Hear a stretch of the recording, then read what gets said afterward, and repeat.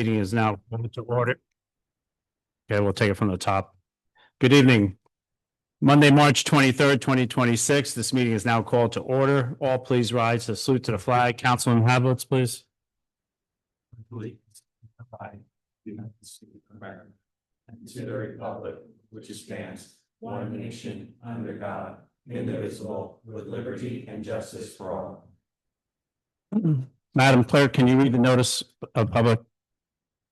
Take notice that adequate notice of this meeting has been provided in accordance with NJSA 10:4-8 and NJSA 10:10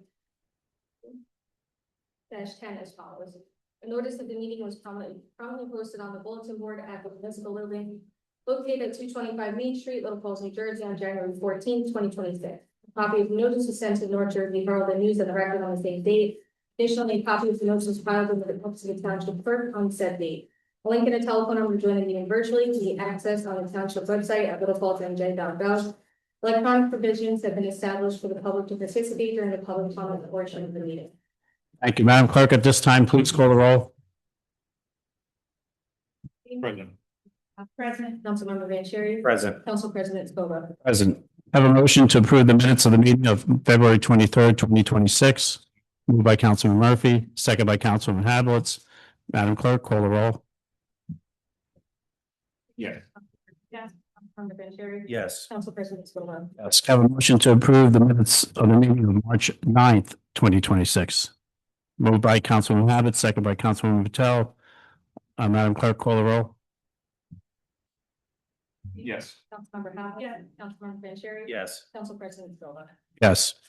Have a motion to open the meeting for a public hearing for the 2026 Passaic County Open Space, Farmland and Historic Preservation Trust Fund Park Development Grant Application for Lewis Street Park. Moved by Councilwoman Hablitz, second by Councilwoman Patel. All those in favor? All those opposed? Motion carries. The public portion is now open. Councilwoman Hablitz, would you like to comment? Hearing for phase 2 of our grant funding for Lewis Street Park. This would complete our funding for the park, which is slated to be around 2027, 2028, which will give us new field improvements, as well as our playground improvements and redoing our basketball courts there, as well as a small bocce court. So we were granted $250,000 from Passaic County 2 years ago for Lewis Street, and this would be an additional $250,000 that we are applying for in order to pay the balance of Lewis Street when it is due for construction. Any follow-up, Mayor? Thank Councilman Hablitz for all the efforts she put in on our parks over the years, and especially for securing some fairly immense grants that have offset the cost of the taxpayers to make the improvements that we've seen. Just for our park alone, there was $700,000 secured in grants to make the improvements to that park. They were also from open space grants from the same county. So we've been very successful with making improvements to our parks and having very good offsetting the cost of taxpayers with the zoning base and grant release. So I thank the county and Councilman Hablitz for their efforts in securing these grants and making this happen. Thank you. So this public hearing was open to the public. Anyone like to comment? You're welcome to come up. I don't see no one in our chat. Is that correct? Can I have a motion to close the public hearing? Moved by Councilman Murphy, second by Councilman Hablitz. All those in favor? All those opposed? Motion carries. Mayor, the floor is yours. Before we get to recognizing the two individuals who are joining us here this evening, Women's History Month. Before we get to them, I have a couple of other proclamations. The first of which is our National Public Health Week proclamation. Whereas during National Public Health Week, we recognize the dedicated public health professionals who work to protect and improve the health, safety, and well-being of our residents. And whereas these professionals, including first responders, healthcare workers, social service providers, and researchers, play a vital role in preventing disease, promoting wellness, and ensuring access to essential services in our community. And whereas strong public health systems help keep our neighborhood safe by supporting immunizations, clean air and water, mental health services, substance abuse prevention, and emergency preparedness. Whereas the Township of Little Falls is committed to supporting initiatives that enhance community health, reduce disparities, and improve quality of life for all residents. Whereas National Public Health Week serves as an opportunity to recognize the importance of public health and encourage residents, organizations, and local leaders to work together towards a healthier community. Now therefore be it resolved that I, Mayor James L. Cleary, on behalf of the Township Council, do hereby proclaim April 6th through April 12th as National Public Health Week with the theme Ready, Set, Action in the Township of Little Falls, and urge all residents to support efforts that promote and protect public health.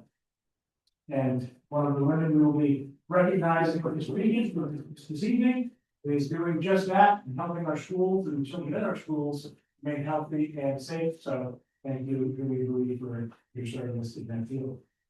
The next proclamation that we have this evening is for autism awareness. And autism awareness starts in April, and unfortunately, our first council meeting is for a couple of weeks into the month. So in honor of Autism Awareness Month, starting April 1st, we have this proclamation. It reads whereas autism is a pervasive developmental disorder affecting the social, communication, and behavioral skills of those affected by it. And whereas as more health professionals become proficient in diagnosing autism, more children are being diagnosed on the autism spectrum, resulting in rates as high as 1 in 54 children nationally and 1 in 32 in New Jersey. And whereas there's no cure for autism, it is well documented that if individuals with autism receive early and intensive treatment throughout their lives, they lead significantly improved lives.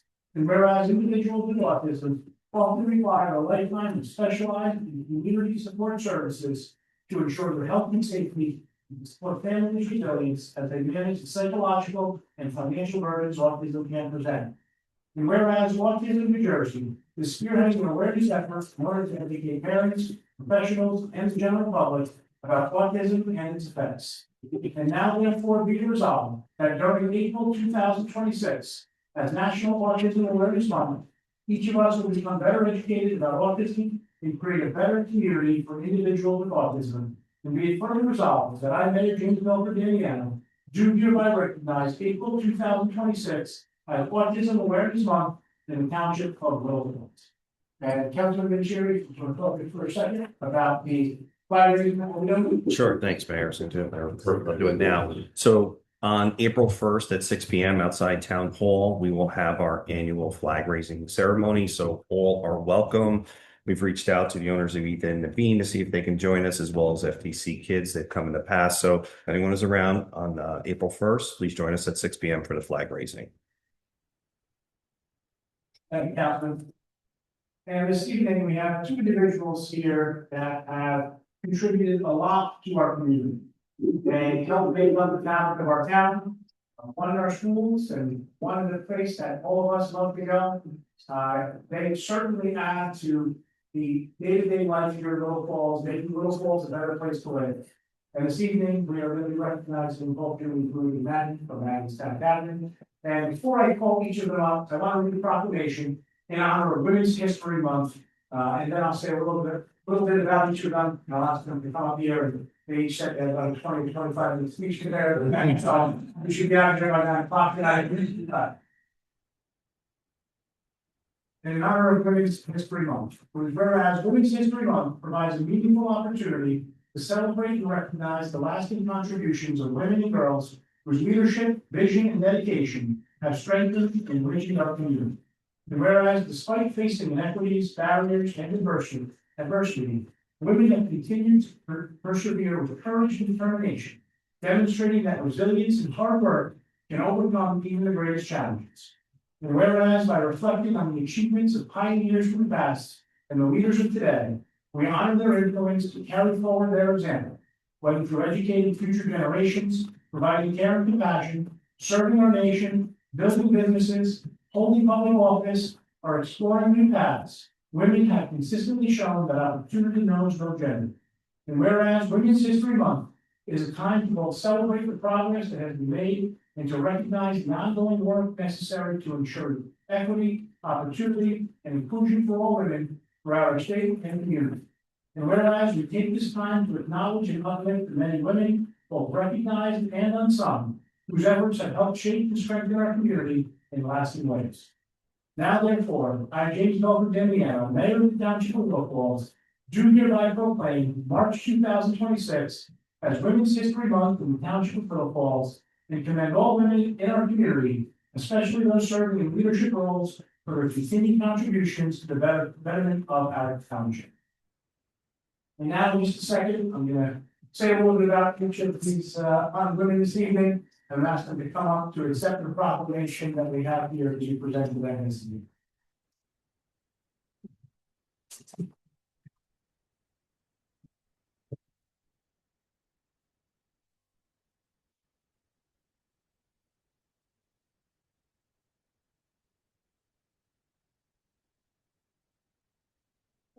First up, we have Julie, who joins us here this evening. You know, trivia.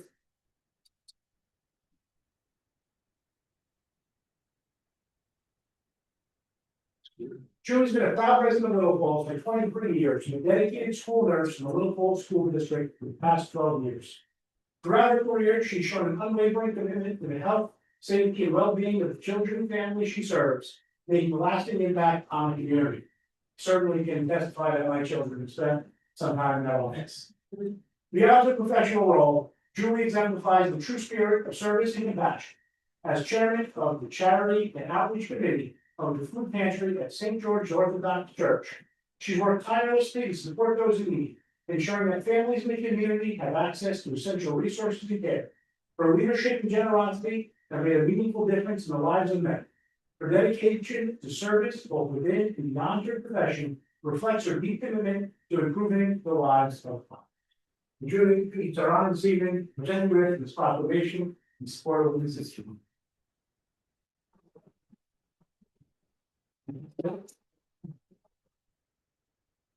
I just wanted to thank you very much for this humble recognition. I said, when I'm looking around, it reminds me why my husband and I decided to find home here in Little Falls over 23 years ago. Our church of St. George is what drew us here, but the people of the community really would have had this here. And truly, Dad, look here, and I know you was my neighbors. I cared for most of your children and niece, well, and taking teeth out, taking care of bloody noses and things like that. But remember that we received from this community is something that I am very grateful for. And in light of St. Agnes' sad closing, I just want to take a moment to remind people of the community that St. George here on Blanco Road, we have a very active food pantry, no one has ever turned away. So please remember us in your donations and send those our way that are being needed.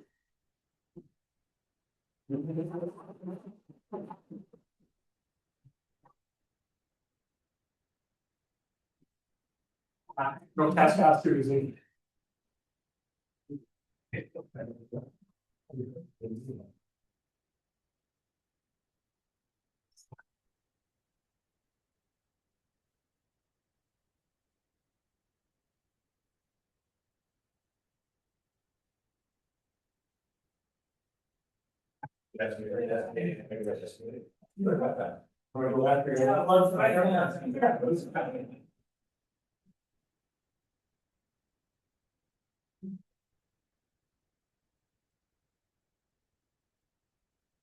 Next up, I'm gonna ask Maggie to join me up here.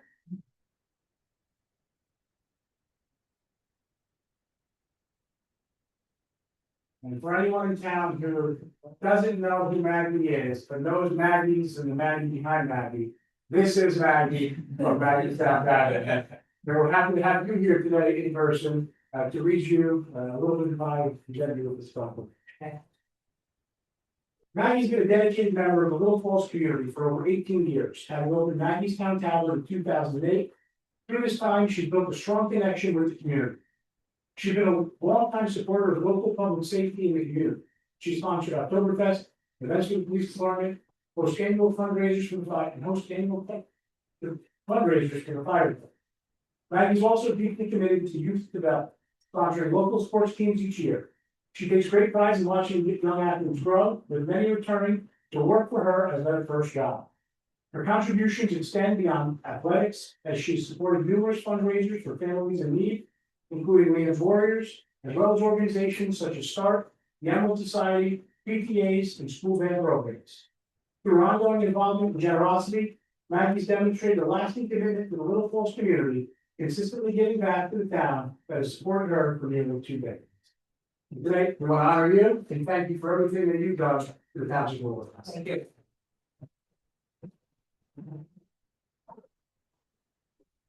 Thank you so much.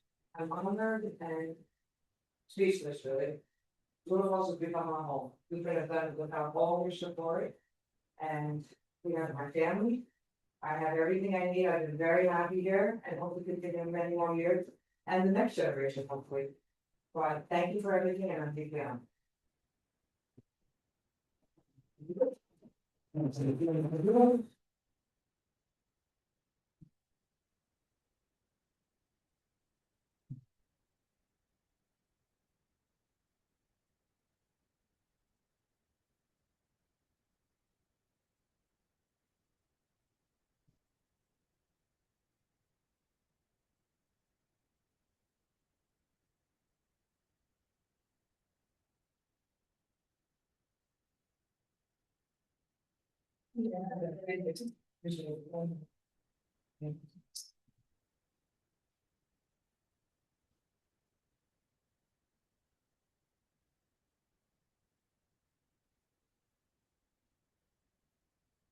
For everyone, please, maybe we can do one proud happy birthday. And we're going to order to celebrate her 7th birthday yesterday.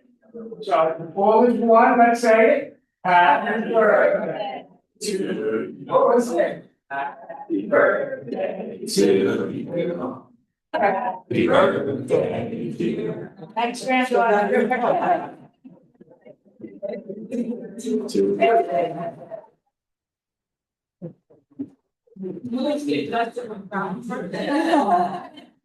There you go. Right. And you're no longer 6, you're 7, so. And just another brief update for a very short break. We've been in touch with the DOT about Route 23, and the agenda indicates that there's discussion of going big changes on Route 23, but actually, in addition of several crosswalks along Route 23. We've gotten some comments from some residents lately that Route 23 is lacking crosswalks over the stretch of it. So adding some crosswalks is something that the DOT is going to be looking into and hopefully adding for us. Although Route 23 making people to cross a little bit safer, we hope that people driving actually abide by the crosswalk and deal with the pedestrians in the crosswalk and thanking the police department. And I know there's several campaigns each year, enforcing safer crosswalks. Do you want me to go through the resolutions now? Mayor, we'll give a little break for those that would like to leave. You're welcome to leave at this point. If you'd like to stay, you're also welcome to stay. We're going to be conducting a lot more business, but we'll just take a short break. For those that would like to leave, you're more than welcome to leave.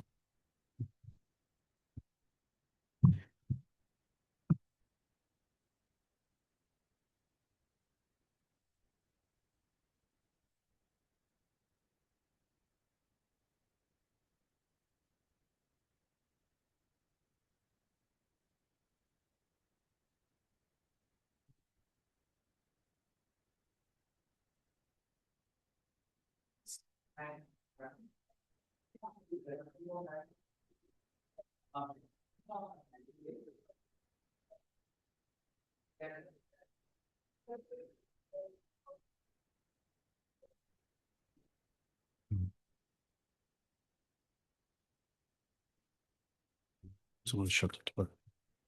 Chief, if you don't mind, thank you. I'm sorry.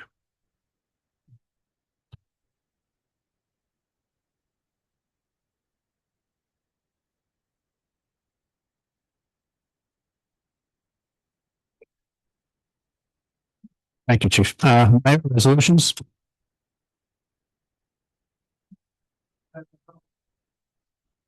Standard and regular resolutions. The first is resolution for the third party taxing and it's right on issue.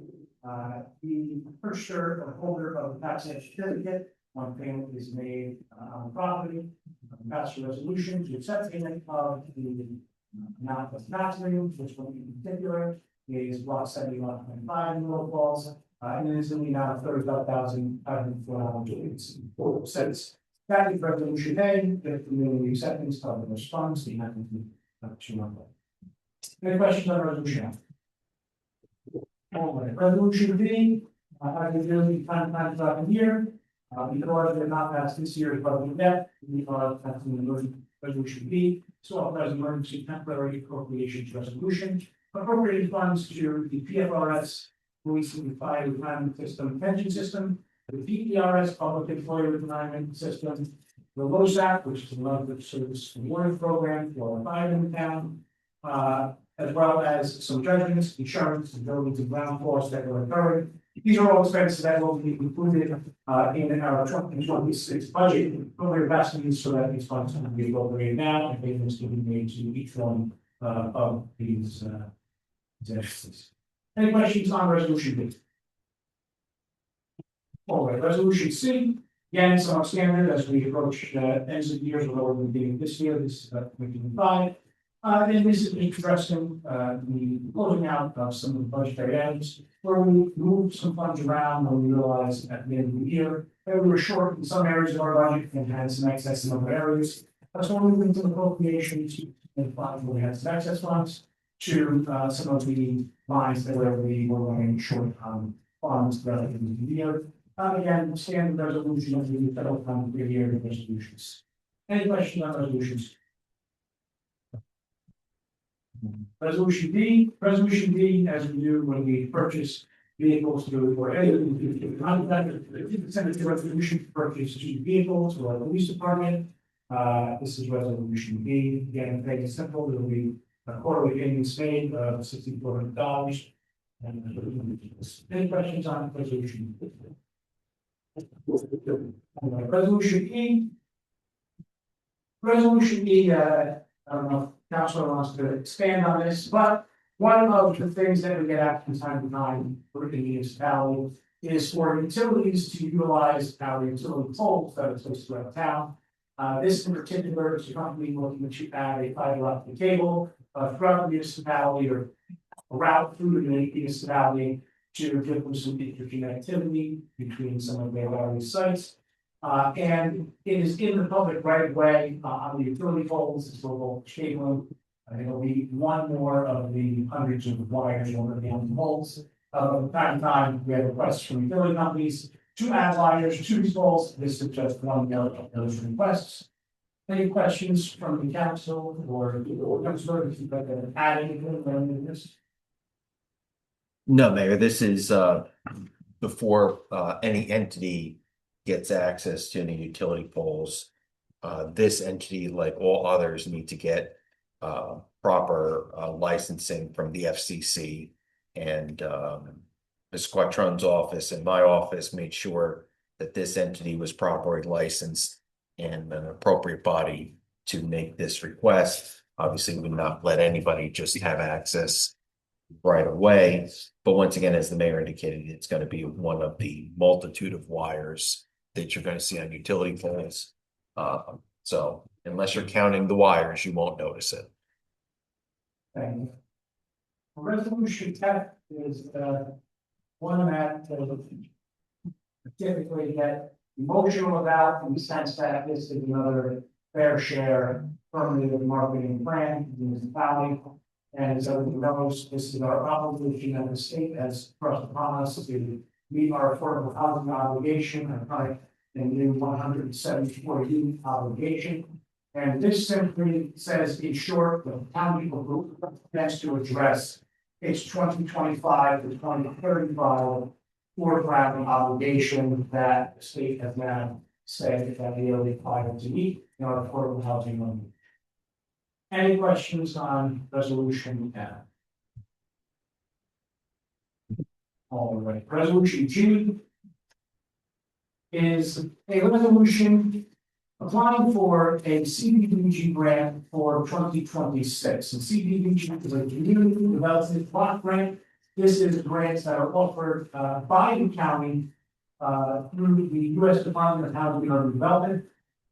The request that we are making to the county for this funding, typically up to about $100,000 in these municipalities, is one of the exceptions, one of the permitted things we're allowed to do with these funds is make improvements that are ADA accessible improvements. And one of the things we're looking to do with this grant is offset the cost of refurbishing and replacing the bathroom within our recreation center. The bathroom there, I've certainly seen their years of service. They are dated, putting it very politely and lightly. We are seeking a grant for $100,000 from this community development block grant to make those improvements to offset the costs that we intend to incur improving the bathrooms at our recreation center.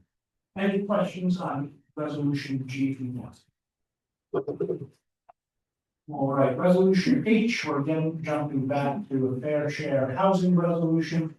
This one a little bit different. This one simply, in short, says that the Township of Little Falls supports the Civil Rights Act of 1968, and that we will assist any persons who feel that they may have been discriminated against under any of the categories that are protected under the Civil Rights Act. Any questions related to resolution H? All right, we're approaching the end. Resolution I, as we just had our public hearing on, is our open space and farmland preservation trust fund application grant that we're seeking for Lewis Street Park. We have made an application seeking $250,000. We are, of course, hoping with fingers crossed that we will receive the full grant award to help offset some of the cost improvements that we are looking to make at Lewis Street Park. This is the resolution. Any questions from the council?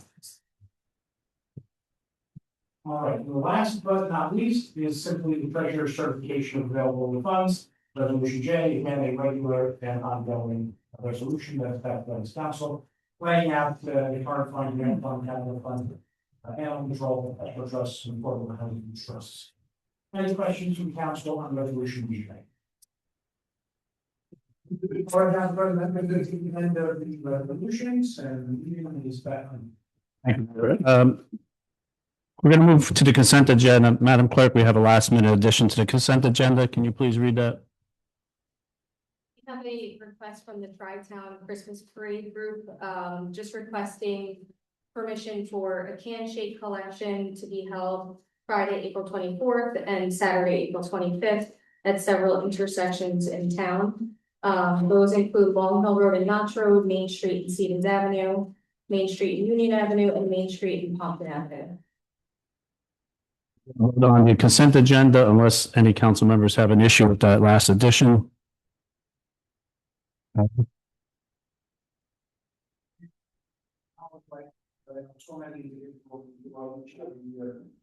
Needs to raise about $50,000 to put on the parade that we're seeing, and it is done almost entirely by donations from private companies and from public events like this, such as this one.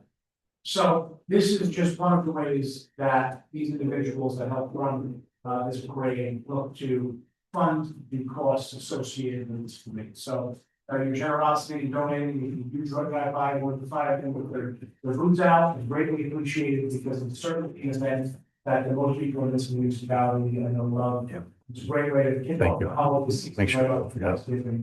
So that is what this is trying to do. Any questions? Gordon, have a motion to approve the consent agenda by Councilman Cherry, second by Councilman Murphy. Madam Clerk, call the roll for the consent agenda. Yes. Member Vanchery? Yes. Council President Smith? So we'll come back to council reports. We're going to move to have a motion to open up to the public for agenda items only. Moved by Councilman Murphy, second by Councilman Patel. All those in favor? All those opposed? This is for agenda items only. The floor is now open for those individuals that'd like to speak concerning any issues that are on our agenda. Seeing no one come That's the next public session, the next public session you could be speaking. I gather that's the same issue you came before us, correct? Yes, yeah, you'll be fine. Okay, you'll be fine. This is just for what's on our agenda. It's kind of a formality that we have to do. So seeing no one come before us, can I have a motion to close? Moved by Councilman Patel, second by Councilman Hablitz. All those in favor? All those opposed, motion carries.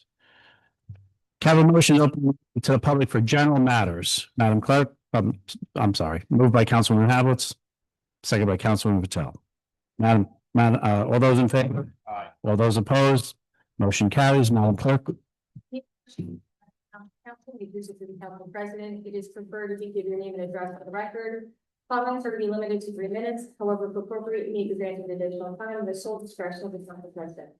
Members of the public who are joining me virtually and desire to provide comments will raise their virtual hand in the Zoom application. Meeting moderator will include the members of the public that wish to provide comment, and the council president will recognize them in order. Members of the public who have joined the meeting by calling in must press *6 to mute and unmute themselves and *9 to raise their hand. Members of the public who have joined the meeting via the Zoom application must click the reaction icon and then the raise hand icon.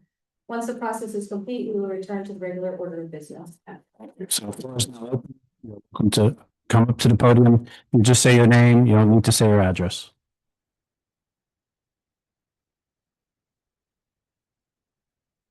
Yeah, just get the microphone. Thank you.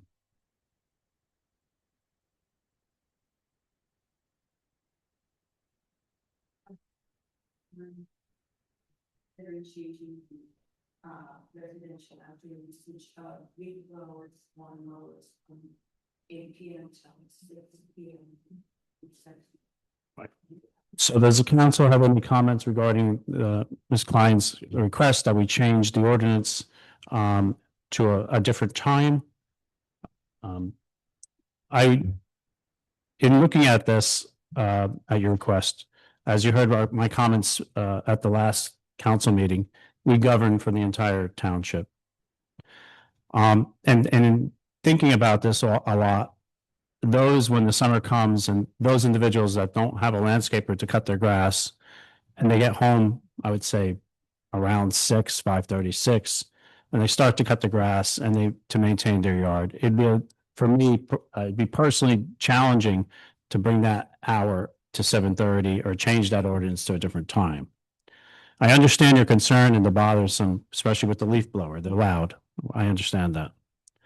The township of Montclair tried to do something about that with electric leaf blowers and electric lawn mowers, and it became quite a problem because the rates went through the roof because of the battery packs. The landscapers had to carry multiple battery packs, so they went back to regular allowing gas engines.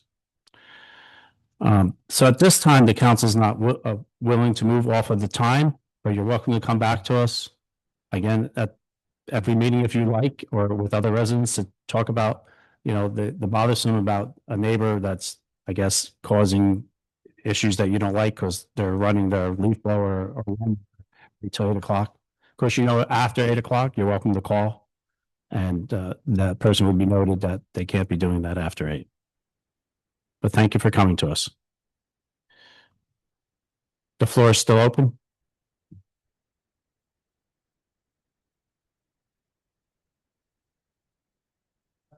Mayor, Council, John, Storage Society, a little bit of good news. You may recall you all helped us with an application that we submitted. Clerk helped us quite a bit with putting together some minutes that I had no idea as president of the Storage Society that we had such amazing minutes. Years ago, there were leather-bound books that are kept at the clerk's office, and our consultant put together tremendous minutes as part of the application. To get the vote, we have 35 students that will be nominated to be on the National State Register of Historic Places. So, as you recall, last year I reported in that we were the recipient of a very large grant, $472,000, with a very large contingency. You don't get the money unless the building is on the state national register. So this Thursday, the New Jersey State Review Board for Historic Sites voted unanimously to nominate the building successfully to be on both state and national register, which is great because it will forever preserve the building, but will also allow us to have funding to, in addition to our county grants and our private funding, to complete So, thank you to all of you for your help with that, and, Clerk Kraus, thank you very much for your help with, minutes, and they did remark of, so we were nominated along with, 4 other structures throughout New Jersey. One was put on hold, mostly in Somerset County, but they noted that the style of this building, the 35 seat, extraordinarily unique to be a craftsman style building at that time. Again, when it was built and opened in 1915, and one of the things that we're supposed to do is show a parallel of a building in New Jersey that meets that criteria. There's 2 criteria they have meeting that's one of them. But in their discussion about 35 Stevens, they said it's, we're agreeing to nominate it because it is so truly unique. There's the Lincoln Firehouse in Township, the most similar building, but it's been so severely changed, and it's not a nominated building, so we couldn't use it, but that was the same architect, similar, but yeah, they were very complimentary of the town and how it's going to create a nice civic area. So it was people's help them to have attracted. So really nice to hear all kind things that you have to say about the town and the building stuff. Thank you, and see you. Would you like to give us an update on where the building stands progress wise?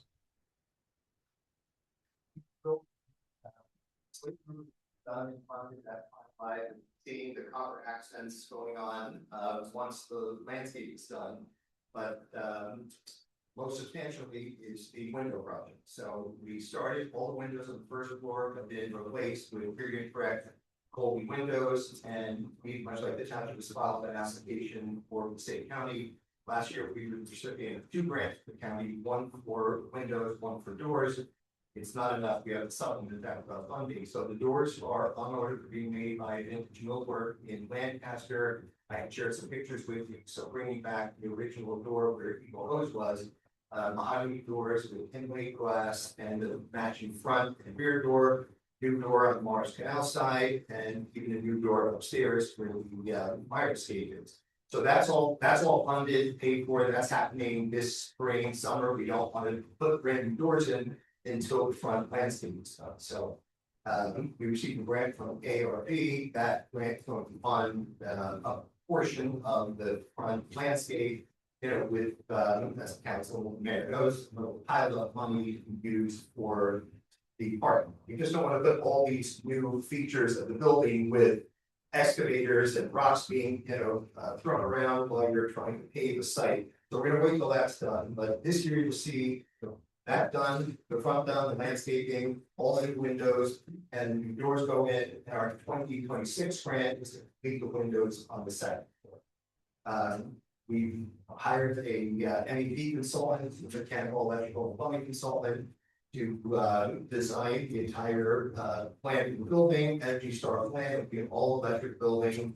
And we're coordinating with Ethan Dean's engineer, architect, their kitchen. So, we've done everything, we've done all the structure, roof, foundation, windows, outside, and now we'll move our attention to the fun stuff and hope we get planned that building finalized and pulled it out. We will have some type of ceremonial opening. The building opened for 1915, so we're going to have some type of ceremonial ribbon cutting, maybe opening of the front plaza for that sometime of the moment. Mr. Vogel, for stepping up and taking on this challenging project along with your committee members. Had you not done so, that building would not be in existence today. It would be torn down. So we thank you for all your efforts. The floor is still open.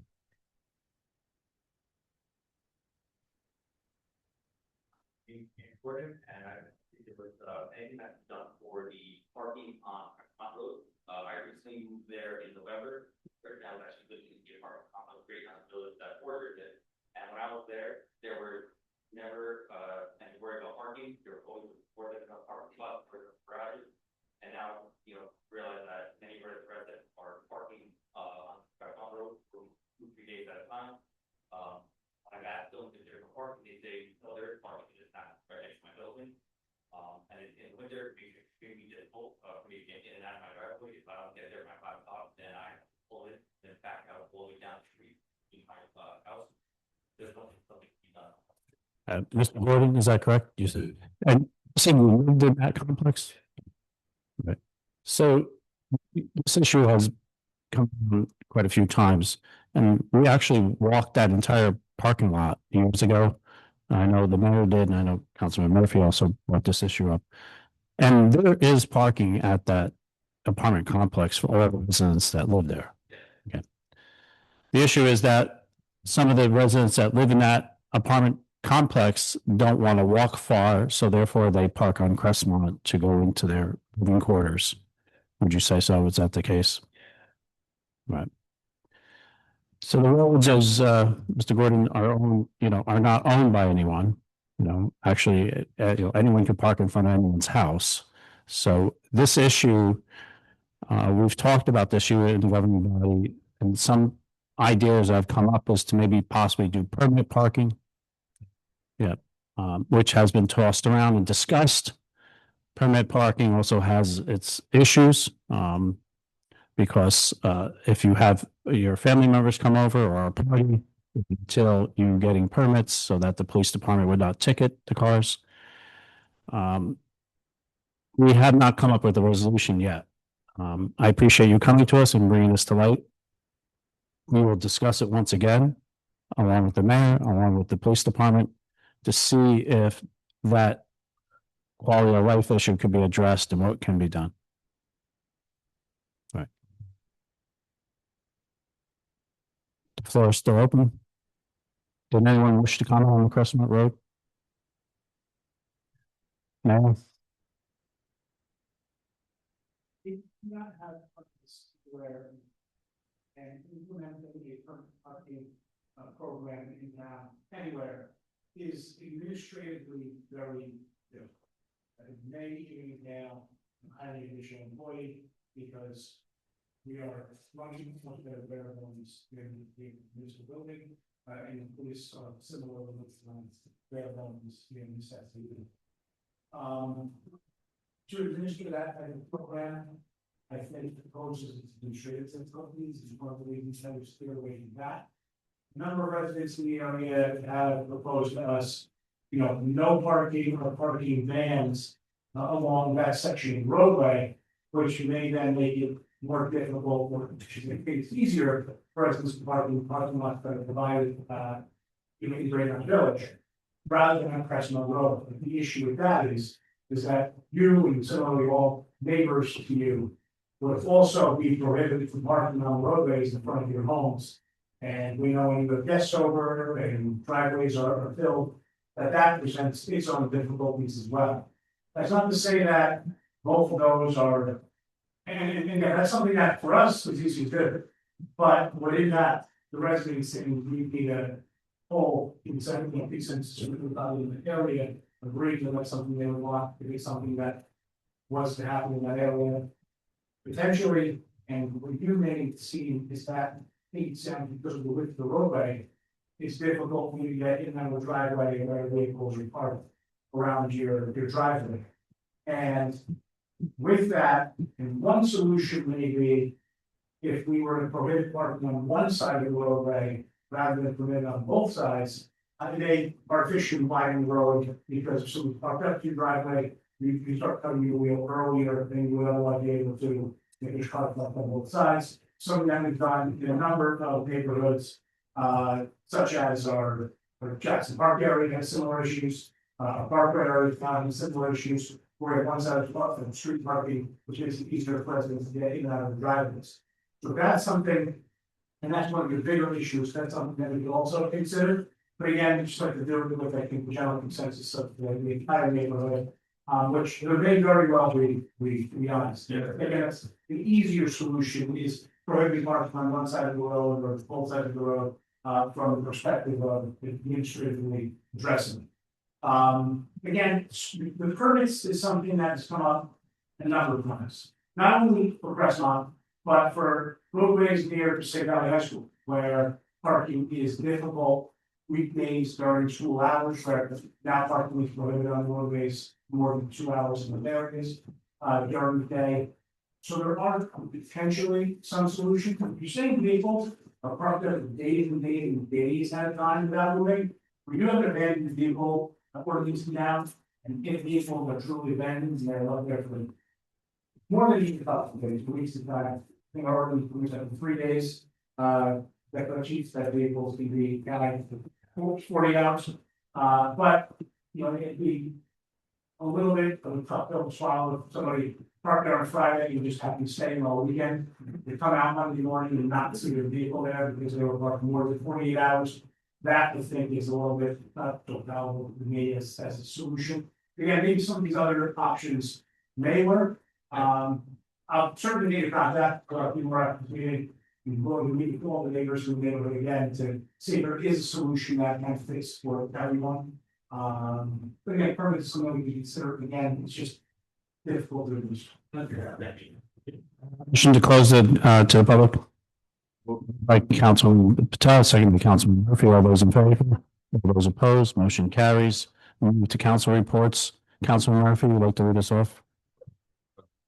First, I'd like to congratulate Julie and Maggie for the recognition tonight and for this helping to build up and better the community. And I'll thank them for not asking to give the 25-minute speech. Aside from that, we do have the domestic violence awareness committee meeting, April 7th, Tuesday at 7 o'clock in the upstairs room of Town Hall.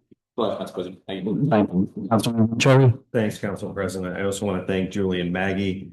I think Evan and Isabel spent a lot of time with Julie over the years when they were in the schools where she was at. And also Maggie is great. Anytime you need something locally, she's there to help. I mean, I'm proud to say the last 3 years she sponsored our men's softball team. Anytime you go in there, Maggie can sponsor us. She always says yes, so I appreciate that. I know I touched on it before. It's another reminder about the flag raising on April 1st for Autism Awareness Month. I also want to mention too, as we introduce the extra item related to the 3-town parade, the one thing with the can shake that we are doing, myself and Deputy Chief Pressing were at the meeting last week. When it comes to the can shake, it's done by 3 towns. And the biggest challenge that all 3 towns have is getting bodies to come out there for a long period of time to help. So one of the things that we did this year is we switched to a new organization under the Tri-Town Parade arm. Is with our insurance, we are able to open this up to the community where we are going to ask each of the towns to send out a communication this week asking for residents to help volunteer with the can shake, but also to help out with other items. Because as the mayor alluded to, there's a lot of fundraising that goes into making this parade work because there's so many different factors. I could talk an hour about how many generators we need to purchase to make sure all the bands and everyone can go off without a hitch, and the police department knows all the work that goes into it. But we are looking for help because the goal is to have 3 to 4 fundraisers throughout the year. And when you walk around with the booth, that is the largest one that really helps goes toward the parade. So you'll see a communication this week where we are asking residents to help out if they can for the can shake. But then again, also if there's other opportunities where they want to help out with the parade, we're open to that. And as we talk about parades as well, before you know, it's going to be May, and I'm already starting the Memorial Day planning process for that weekend with the concert in the park on the Friday. And of course, the parade and communications are going to be coming out soon to start signing up all the different groups that are involved every year. The last thing I do want to mention too is, Council President, we're probably going to have a bunch of sports teams come in next month. The basketball season's ended for rec and travel. And there's a number of championship teams from Little Falls, so get ready for a number of groups coming in. I know there's one game going on right now. Little Falls is playing Totowa for 5th and 6th grade, but a lot of kids are excited to come in, so just wanted to give you a heads up with that. That's it for me. Thank you. Councilman Reynolds. Thank you. So first, I would like to congratulate the Historical Society. That is great for your grant, and looking forward to all the building is going to have to offer. Also, another congratulations to both Maggie and Julie. Very well deserved. They are pillars of the community. It was also great working with Councilwoman Patel on picking it up this year. So thank you, Councilwoman Patel. Some library updates. On March 25th at 6:30, the library is hosting a financial literacy workshop for grades 3 to 6, which I think is absolutely amazing. Exploring budgets, investing, and teaching them all about money. They're also taking registrations for Washington, New Jersey, and the Revolutionary War. That is on March 26th at 6:30 to kick off our nation's 250th birthday. As always, please check the library social media website and their website for all the up-to-date events. I'm also happy to report we're again going to have our Earth Day Shred event. That will be Saturday, April 25th from 9 to 1 right here in Town Hall parking lot. This is a free event for Little Falls residents for both paper and electronics. And it's just about 2 months until the farmers market is opening. Our new location will be at the Little Falls train station, opening on Sunday, May the 19th. So looking forward to everyone attending the market. That's all I have. Councilwoman Tom. Thank you, Council President. I too want to congratulate Julie and me on their role to recognition. Really everything that they do for our community. Always great working with you, Councilwoman Howard. I want to thank the mayor for issuing the National Public Health Week proclamation for the first time here in Little Falls. So with the Clifton Health Department, there's going to be daily episodes on Clifton Health on Air starting April 6th, which is the National Week. They're gonna be on a whole array of topics aimed at continuing to educate Little Falls residents on the importance of making health a priority. So I hope everyone tunes into that. On Tuesday, April 14th, the health department is hosting a free vein ultrasound from 9 to 12 at the Clifton Health Department.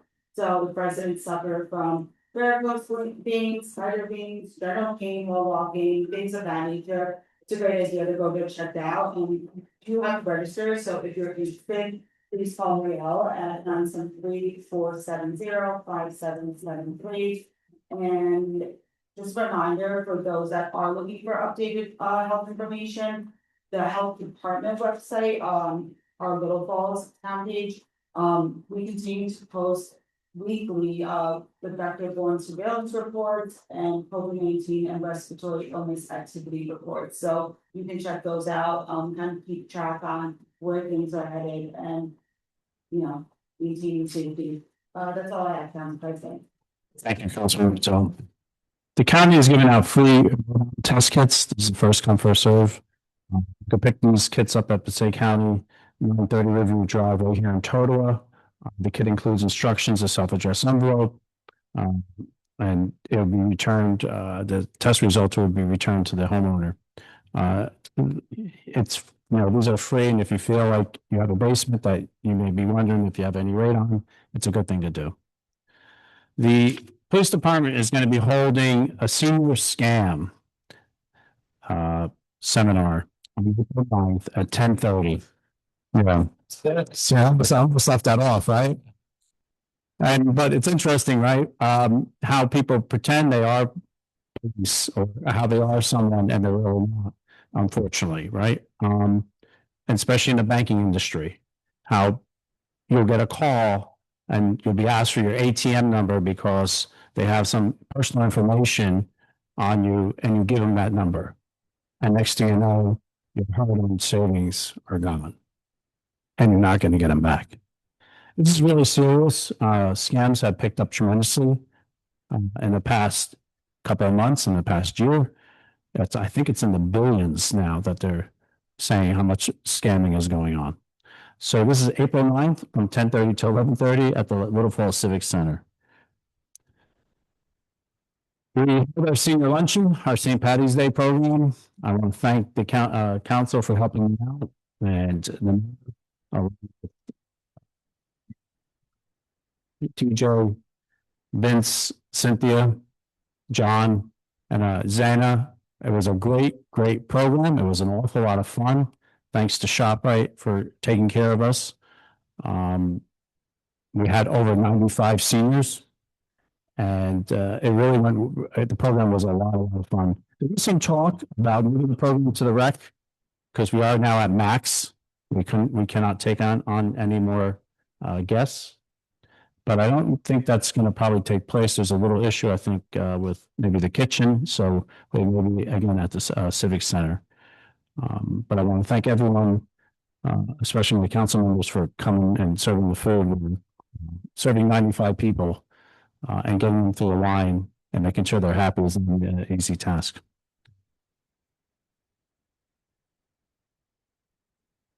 Council?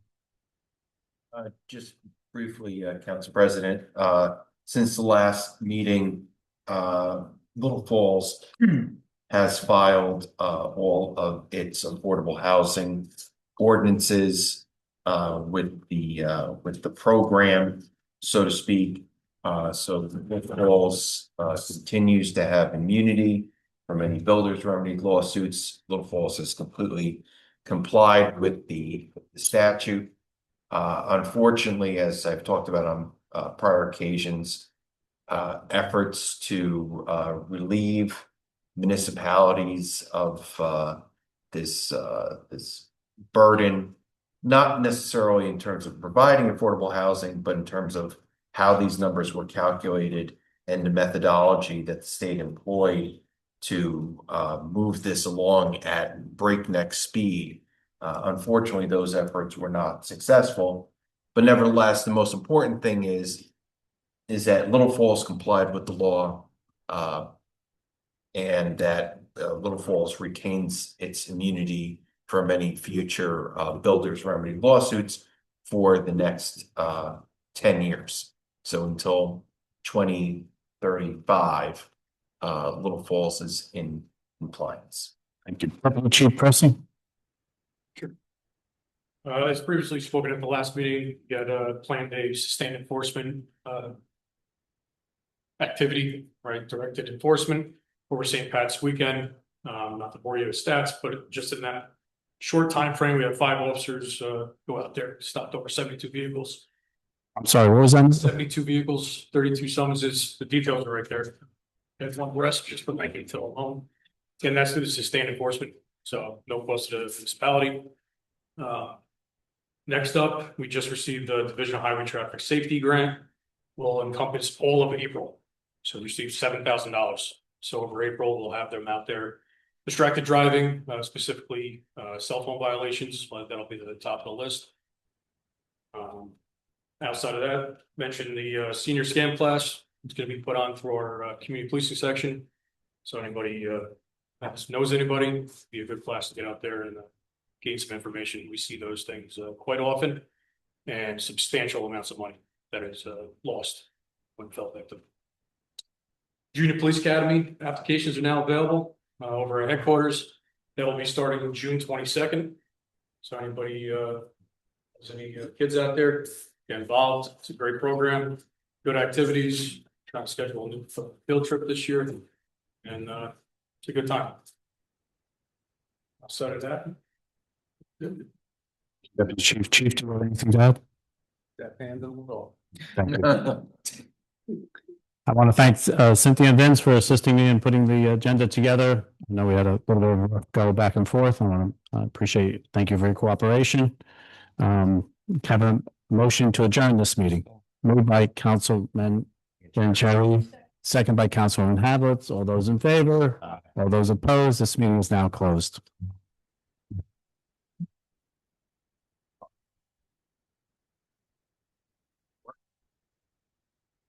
Nice.